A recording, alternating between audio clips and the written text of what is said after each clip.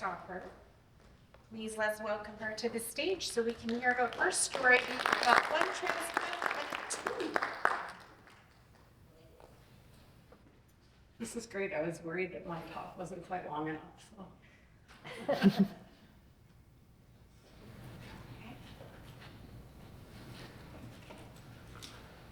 Okay, so I have a couple of little preambles too. First of all, I'm not really sure why Carrie asked me to do this. I'm far too emotional for all of this. If you asked me to come up and talk in front of a million people about Friends of Socks or something, no problem. I don't have any fears, but they asked me to talk about my story and all of a sudden I kind of fall apart. So I apologize in advance for the tears and the emotion, and I'll try and get through it. So on that same note, my family wanted to come today, and I was kind of hoping that it was going to be so packed in here that I wouldn't be able to really see where they were, because that obviously makes me incredibly emotional, but obviously I love them dearly, so here they are. We'll try and ignore them. So also a couple of my photos in here are a little bit graphic as well. Not quite Gollum, but maybe actually kind of looking like him in some points. So just be ready to avert your eyes if that's an issue for you.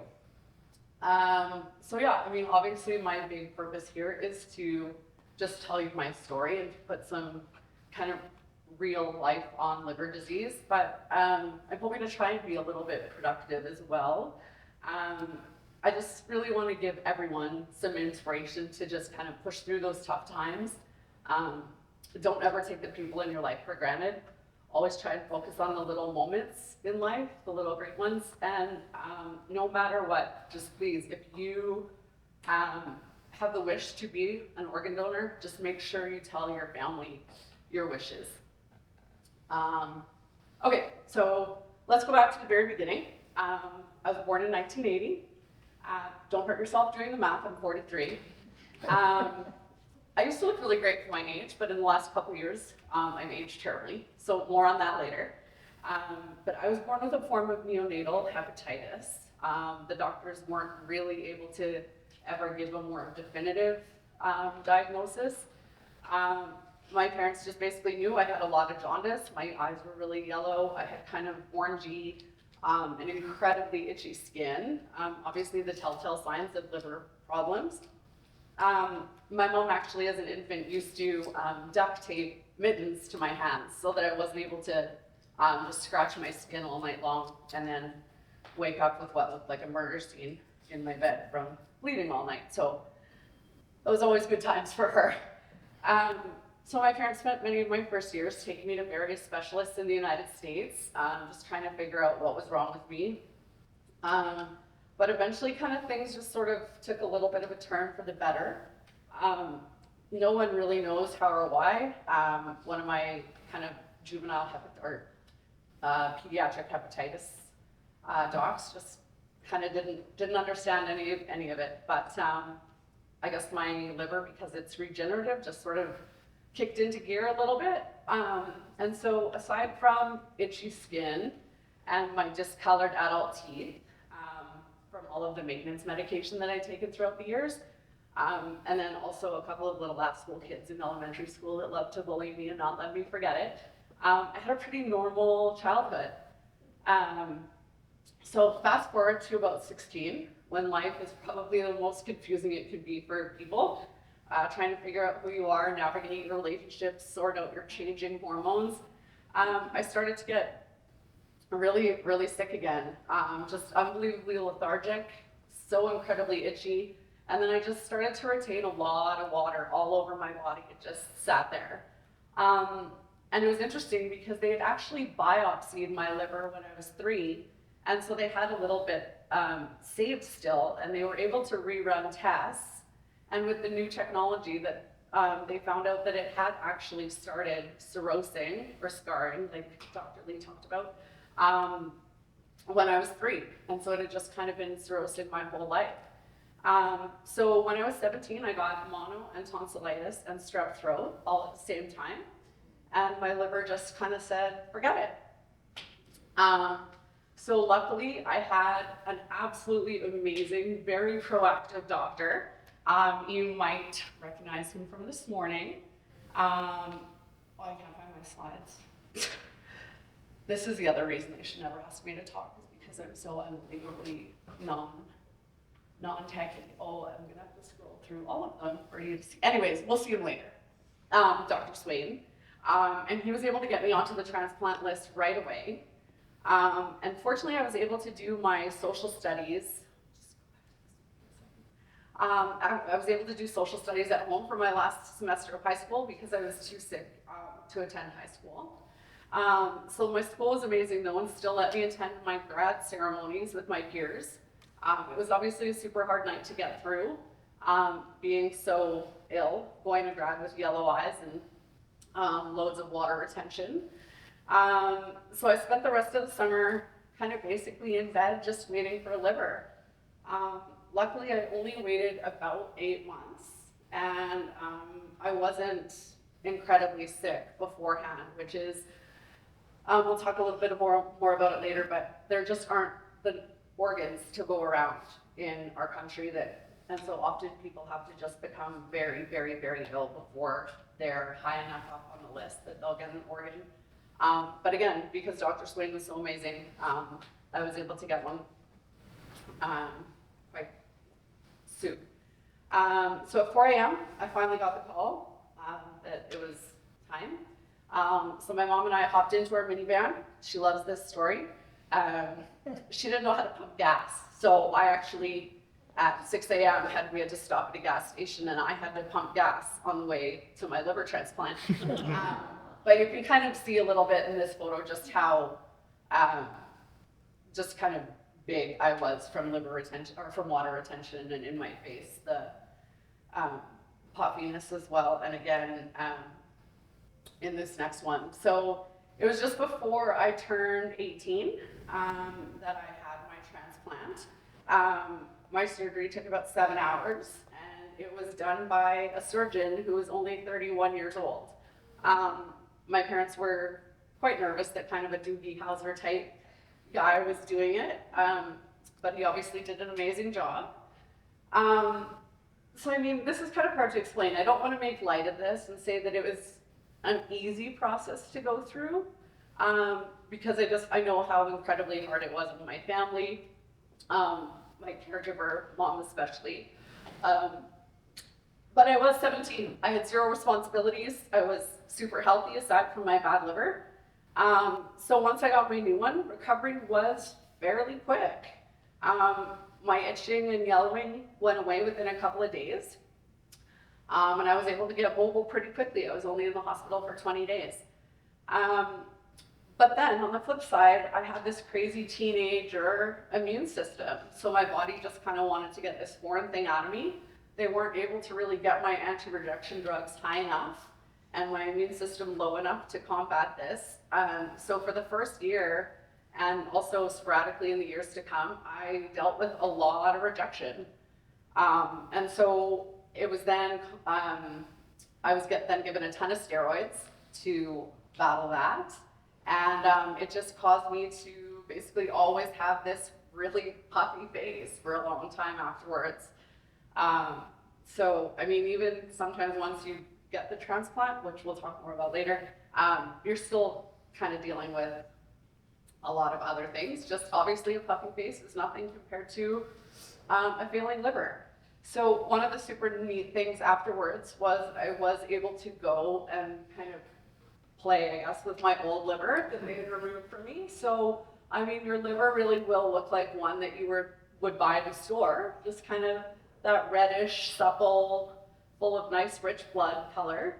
And this one, as you can see, was just unbelievably hard, tinge of green from all the old bile, and just hard as a rock, and yeah, just pretty revolting.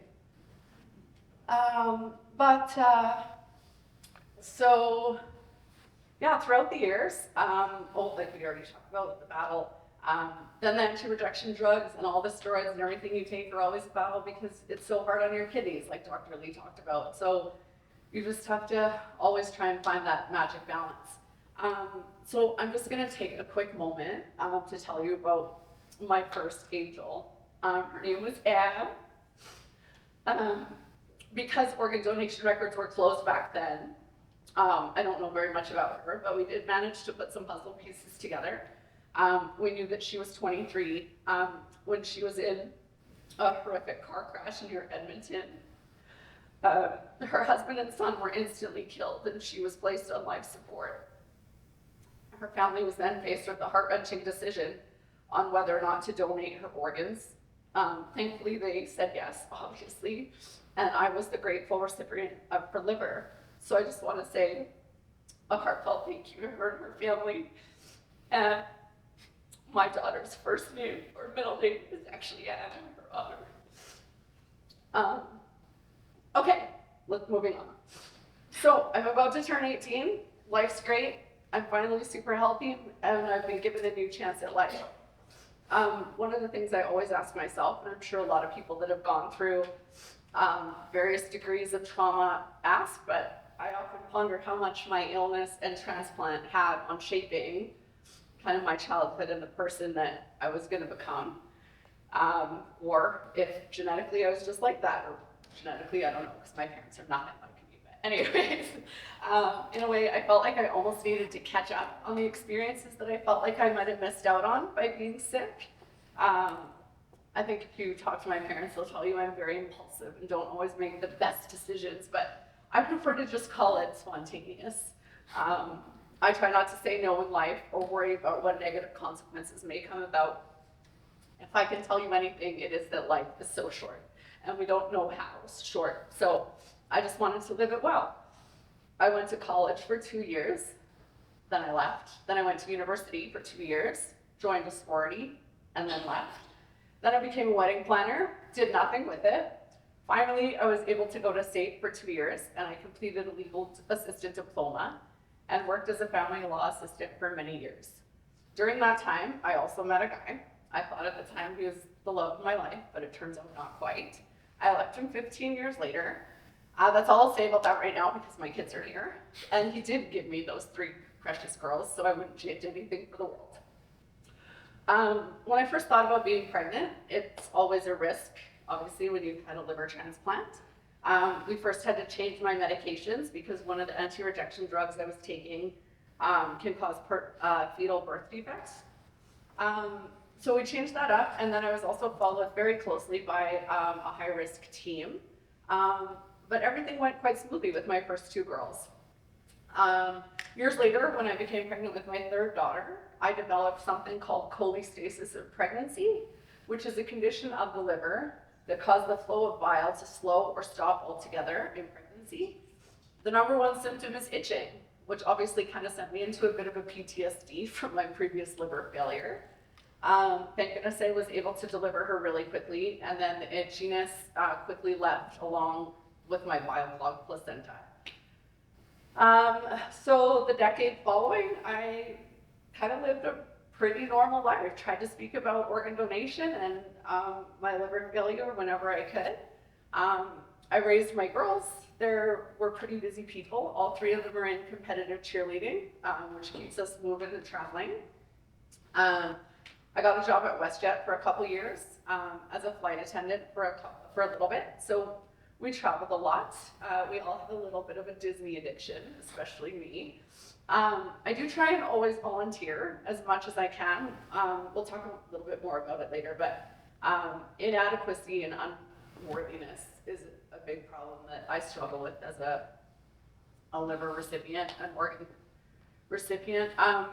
So when the Liver Foundation's ask says jump, I respond with how high, which is kind of why I'm here giving this talk today.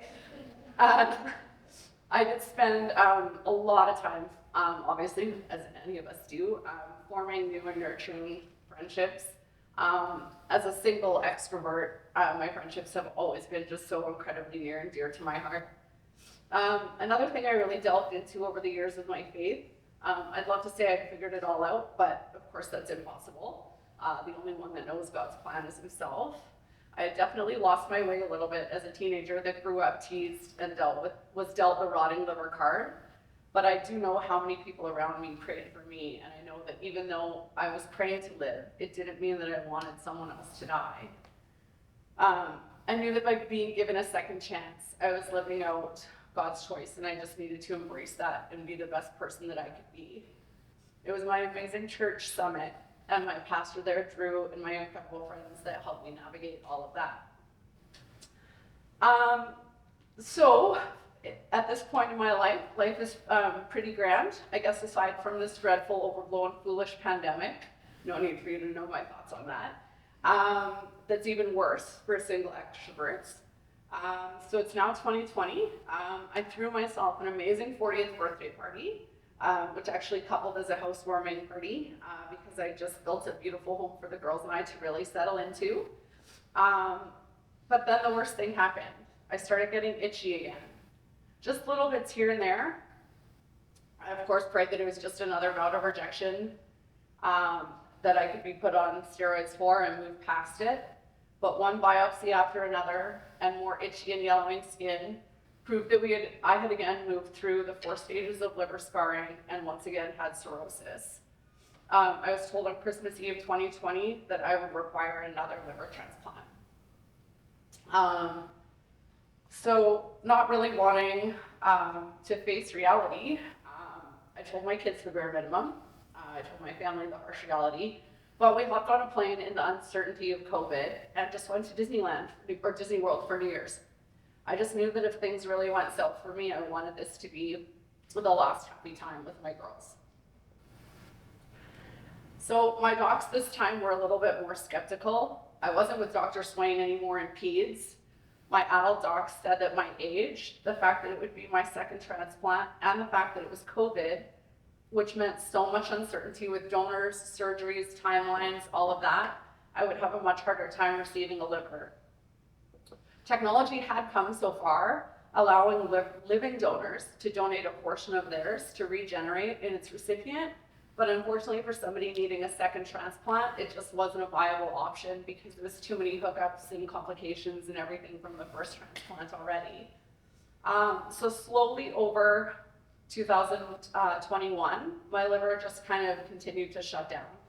I became itchier and itchier, and I'm just gonna move through a couple slides here. Maybe I'm not. Oh, here we go. So these are the little graphic ones, so be careful. So Dr. Lee talked about ascites and the fluid retention around your belly.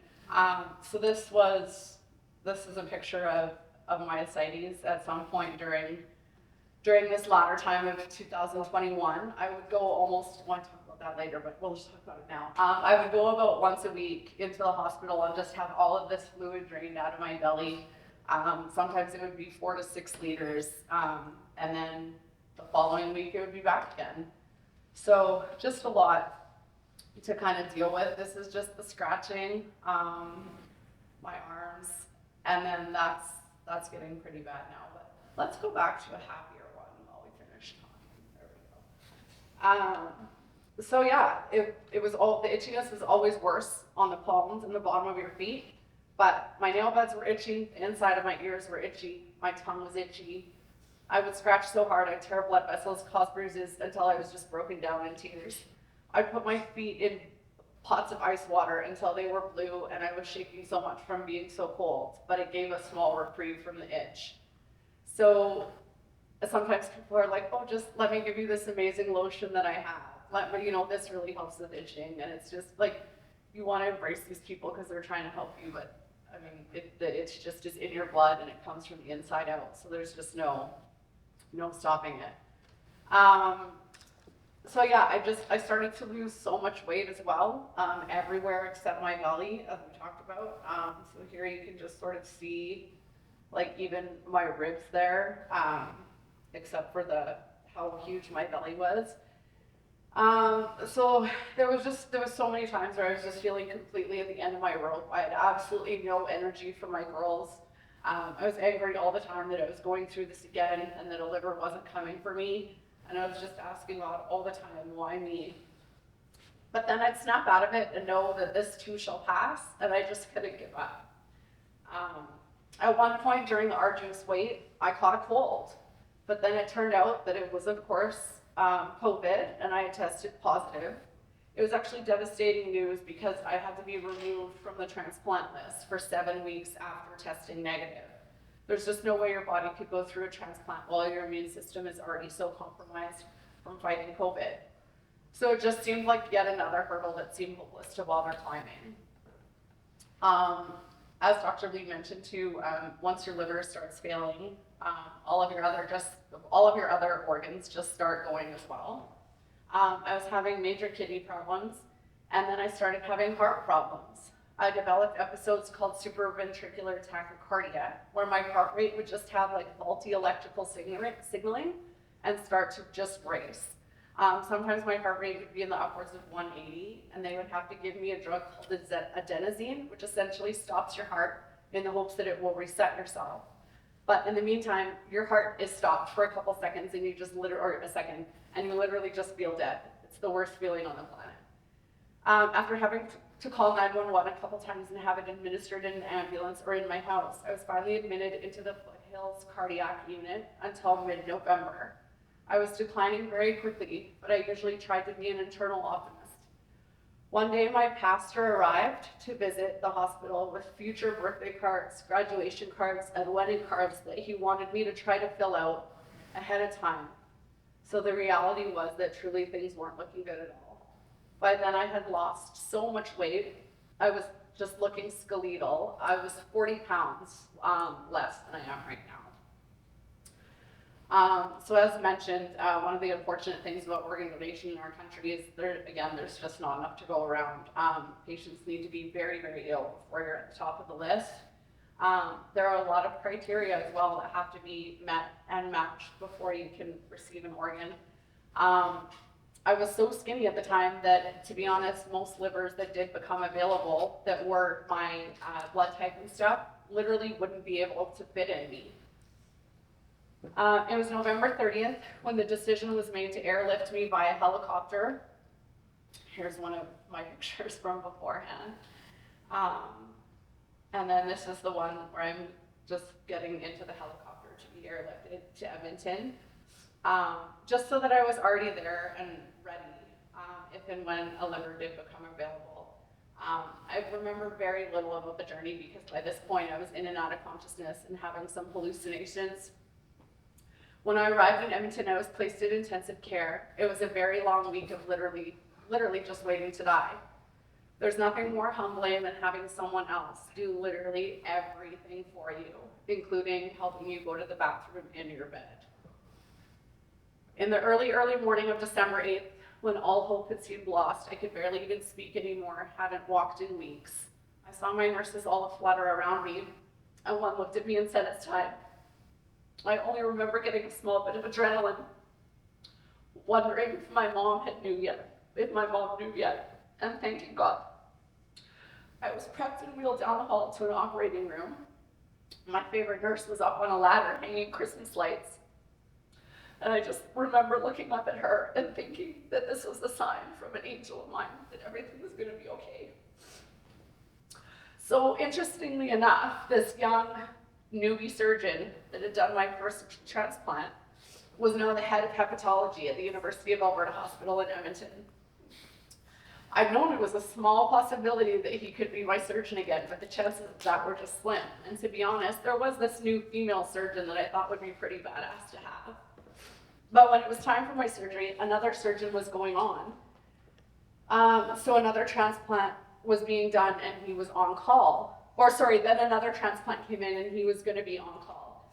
He arrived and heard it was me in the other operating room and told the other doctor to stop and switch to the other one so that he could do mine. So the same man, Dr. Bigham, we were never able to find him afterwards to get a picture. It was like my mom and I's mission and we just couldn't.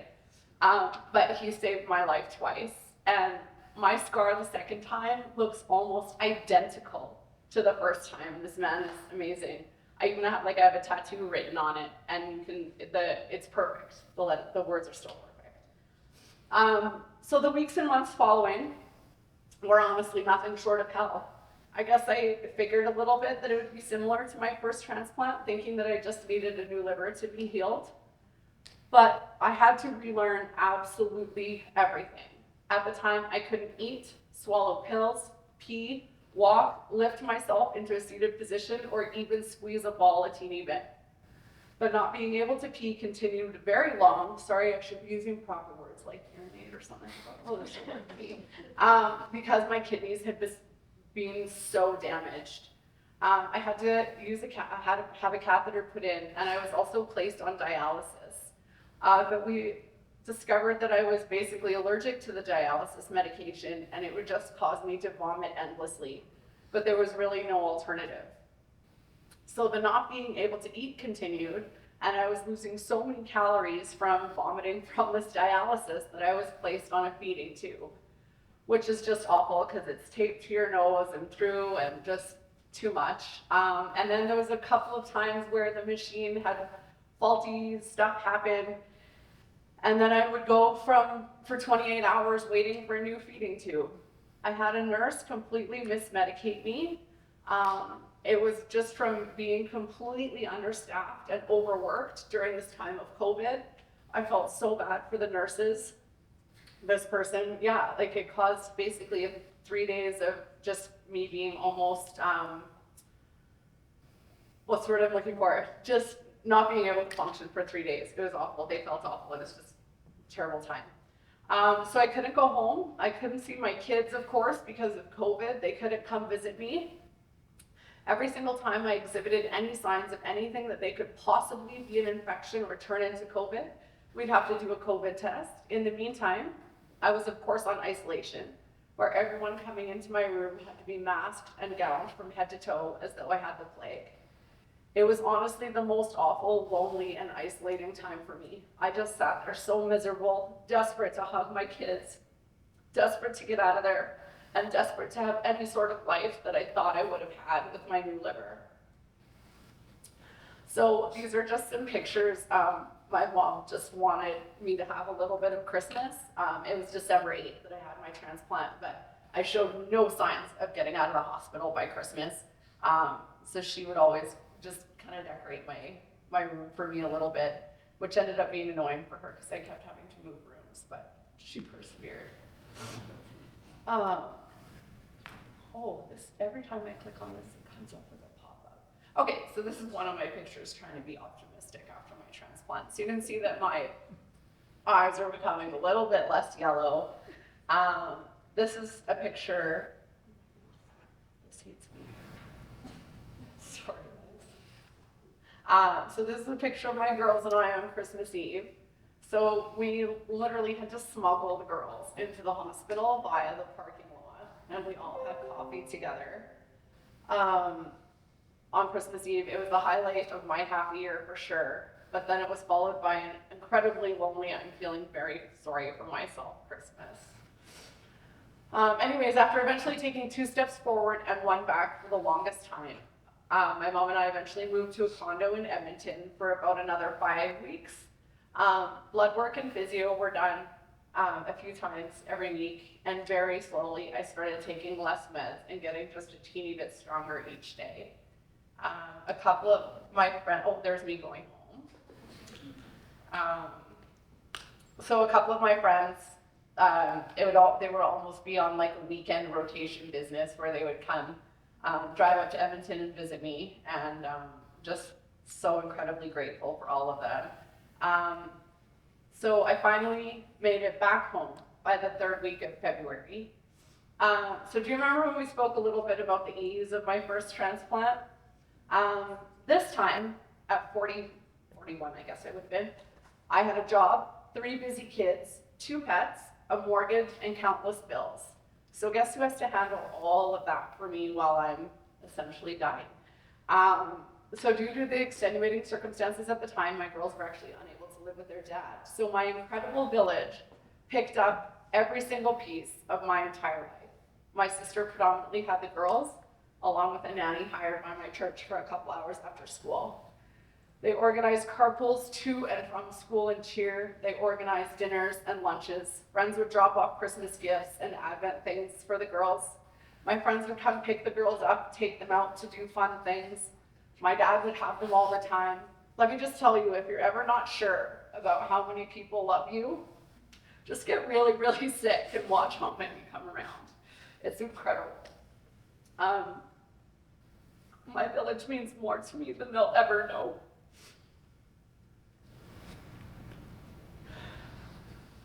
Sorry. My mom was with me the whole time. Imagine having to do all of this twice. She got the very worst of me all the time. How do you thank someone for giving up their life for that long? Now that I'm a mother, I understand. My kids are literally the reason that I pushed through it all. There are truly many days where I just didn't feel like I could go on, but they inspired me to keep healing. So we spoke a little bit before about survivor's guilt. It's a big thing after transplant. After one especially, but imagine you've now been given your third chance at life, trying to figure out your purpose. I do struggle a lot with it. Again, I'm slowly learning to understand that life doesn't happen how we want it to. Some things are choices, some are not.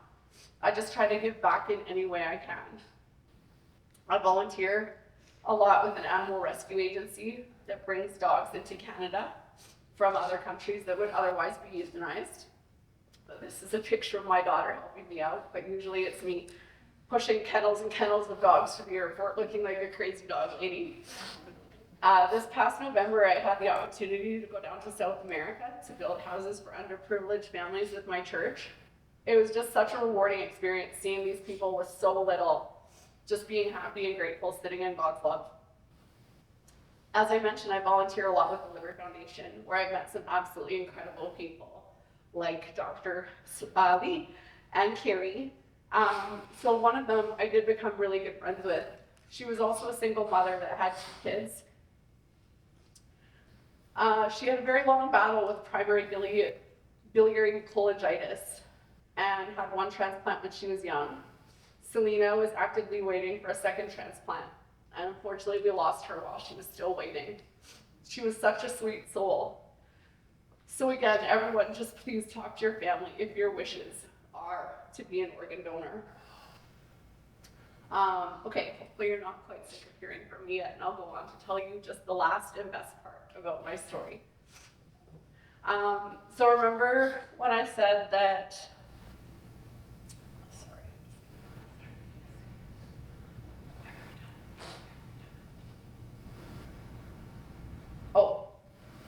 I'll leave it here for a bit. So remember when I told you before that organ donations were closed? At some point over the years, that changed. In January 2023, I received a call from a nice lady in Edmonton who said she was an organ coordinator and asked if I would be interested in beginning the process of meeting my liver donor family. Of course, without hesitation, I said yes. Of course, because I wanted to meet them, but far more because I wanted to see that their immense gift had been received and it was treasured and appreciated beyond all measure. I was hoping it might also bring them a small amount of peace and closure.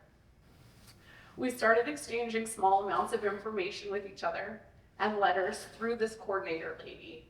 The process was we had to write 4 letters back and forth before we could meet each other over Zoom. So in March 2024, we did that, and I had the pleasure of meeting Franny, Will, and little brother Jameson, who lived in Calgary, Alberta. My liver donor was a beautiful 13-year-old boy named Conlon. This is what he looked like. He was in loads of sports and was playing basketball one day. He fell and hurt his ankle. A couple days later, he was hospitalized and was told that he was positive for MRSA, a staph infection. He quickly went downhill and became septic. He went in for a procedure to have a PICC line inserted, but then unfortunately, it had already spread to his brain and his blood, and he suffered from a brain aneurysm. So 16 days, he went from playing basketball to not with us anymore. His parents were then left with the horrific decision of deciding to donate his organs. Obviously, you know their decision. Colin was only able to donate his 2 kidneys and his liver because of the rest of his organs were decontaminated.